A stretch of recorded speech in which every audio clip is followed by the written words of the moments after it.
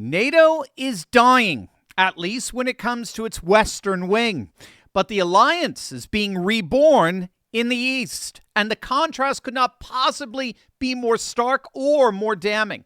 While Eastern European nations are spending 5% of their GDP to build the most powerful army in European history, pathetic, spoiled, and dying nations like Spain are literally closing their airspace to American warplanes in the middle of an active war. Stick to the very end of this video because we're about to see how the center of gravity of the entire Western alliance is shifting. And what's happening in Central and Eastern Europe right now is going to absolutely blow your mind. Hey gang, it's me, Dr. Steve, your Patriot Professor, here to help you make sense of the madness with breaking news and analysis you're not going to get anywhere else. So you know what to do. Make sure to smack that bell and subscribe button. Let's start with the latest headline coming out of Central and Eastern Europe. Poland and Estonia have just partnered to build something that could fundamentally change the drone warfare calculus on the European continent. Take a look at this. This is the Mark I interceptor missile. It weighs under 2 kilograms, or about 4 pounds. It travels at over 620 miles per hour. It uses a fire-and-forget electro-optical seeker, meaning it locks on, it fires, and it don't miss. And it does all of that for a targeted unit cost of just $40,000 to $50,000. For context, that's roughly 1/10 of the cost of a Stinger missile. 1/10. Well, it's just been announced that Poland's State Defense Group, PGZ, and Estonia's Frankenberg Technologies have signed a framework agreement to jointly manufacture the Mark I interceptor missile right inside Poland. And they're planning to produce upwards of 10,000 of these per year. 10,000. Now, the immediate threat that such an interceptor missile would seek to deter is, of course, Russia's Shahed drone technology, which they got from Iran. This is one of the reasons why Ukrainian military personnel have been meeting with Israeli and U.S. forces in the Middle East to share with them technology and strategic intelligence to counter the Shahed. But there's the deeper strategic story of all this that goes way beyond Russian deterrence. Poland is not just buying weapons. Poland is becoming a major weapons manufacturer. In fact, it has become the major weapons manufacturer in NATO. Warsaw has deliberately embedded domestic defense industrial capacity into its national security strategy because they understand something that Western Europe still refuses to accept.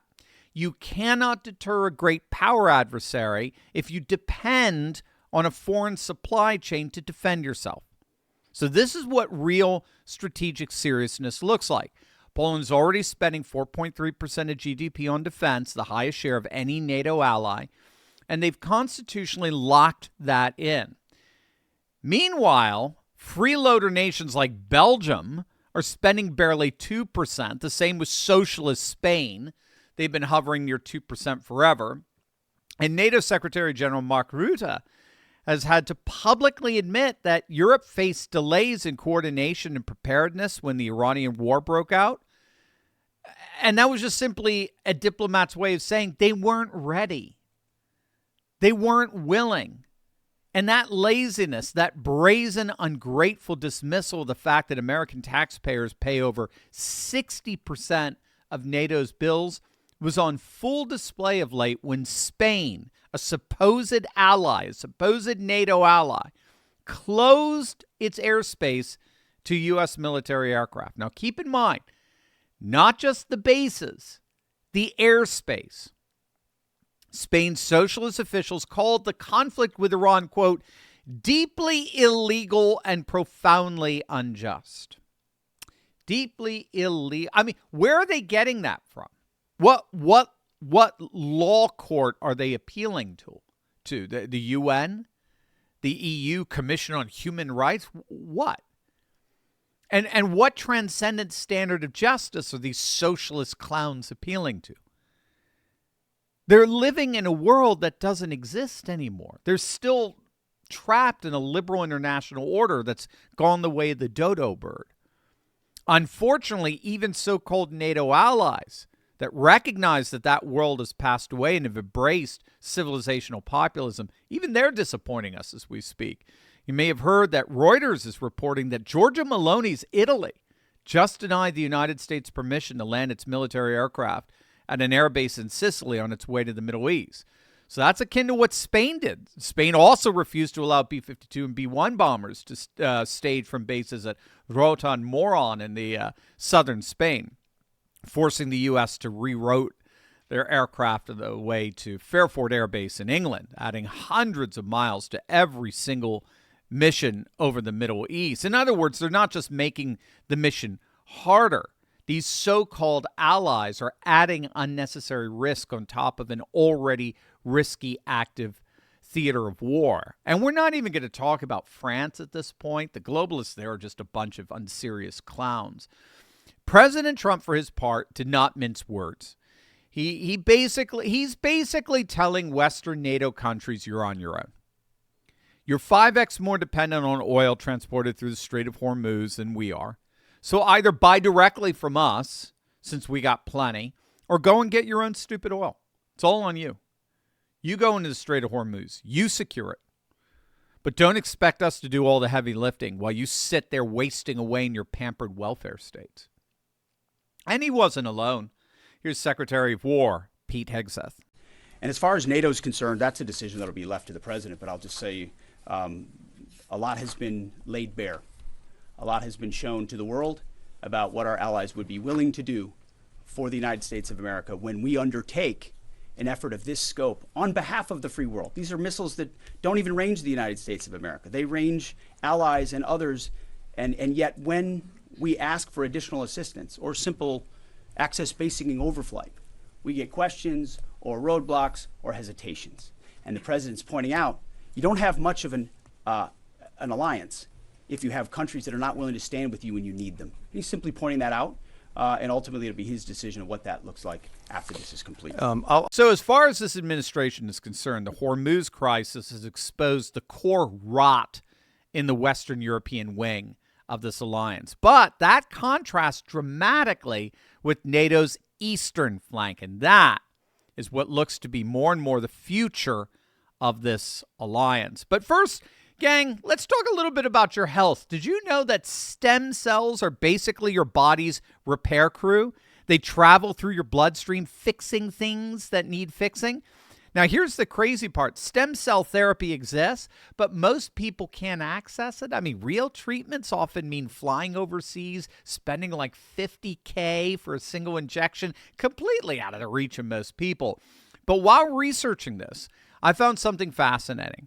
There's actually a natural way to support your body's own stem cell activity, and it comes from something unexpected: high flavanol cocoa. Studies suggest that cocoa flavanols can help stimulate stem cells to leave the bone marrow and circulate through your bloodstream, almost like bees leaving a hive. And if that sounds crazy, listen to one of the top cancer researchers in the United States explain it.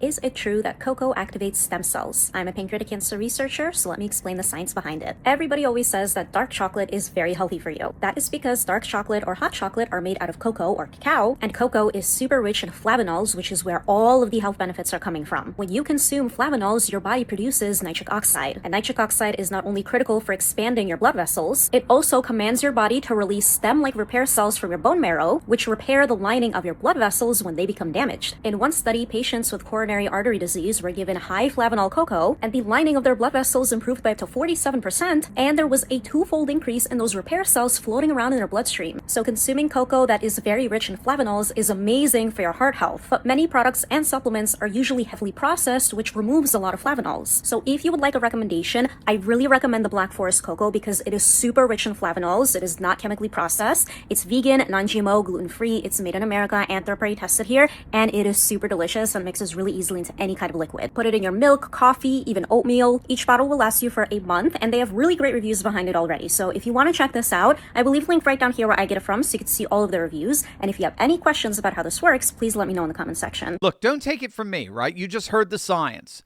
All I'll tell you is this. I started using cocoa flavanols every day, and the difference has been night and day. I mix a scoop into my coffee every morning, and that's it. And right now, Black Forest is running their biggest sale of the year, a buy one, get one free deal for the next 48 hours, basically giving it away just to get it in people's hands. So if you want to try the same high flavanol cocoa researchers are talking about, hit the link in the description or pin comment and grab the deal before it disappears.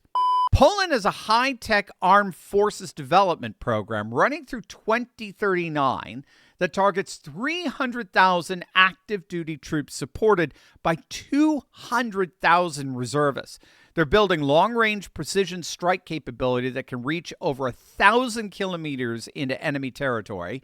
They formally withdrew from the Ottawa Convention back in February, meaning that they can now mine their borders with Belarus and Kaliningrad within 48 hours. The Baltic states, Estonia, Latvia, Lithuania all spend about 3.4% of GDP on defense. Latvia's plans to demolish roads and bridges in the event of a Russian incursion to deny Moscow its lines of advance. Lithuania's pre-positioned anti-tank minefields at key choke points. And Poland's first F-35A Huzash fighters are arriving at the Vask airbase as early as next month in May, part of a 32 aircraft deal that will give Warsaw one of the most advanced tactical air forces in all of Europe. This, gang, is the new NATO. This is the new NATO. It's not centered in Brussels. It's not centered in Paris or Berlin or Madrid. It's centered in Warsaw. It's centered in Tallinn and Vilnius and Riga. These are the nations that have stared down the barrel of Russian imperialism over the last several centuries, that know what it costs to lose their sovereignty, and that are not willing to make that mistake twice. Poland has inspired Donald Trump. Their own defense minister said it. They've been above that 2% threshold of GDP for over a decade, and they told every NATO freeloader this is what commitment looks like. And so here's the bottom line, gang.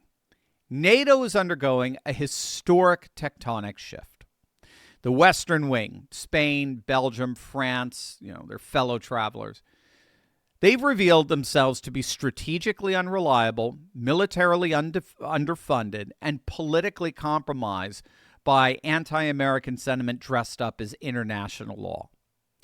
The Eastern wing, Poland, the Baltics, in Finland, they're building the most credible conventional deterrent Europe has seen since the Cold War. And they're doing it with innovation, with urgency, and with the kind of civilizational seriousness that the Western elites simply cannot muster. The center of the transatlantic alliance has moved east. The world is changing in ways we never even imagined, and that change has officially come to NATO. Ever wonder what I really think off camera? That's Turley Walks. It's exclusive to the members of the Courageous Patriots Club, but one free episode is unlocked for you right now. Scan the QR code and watch today.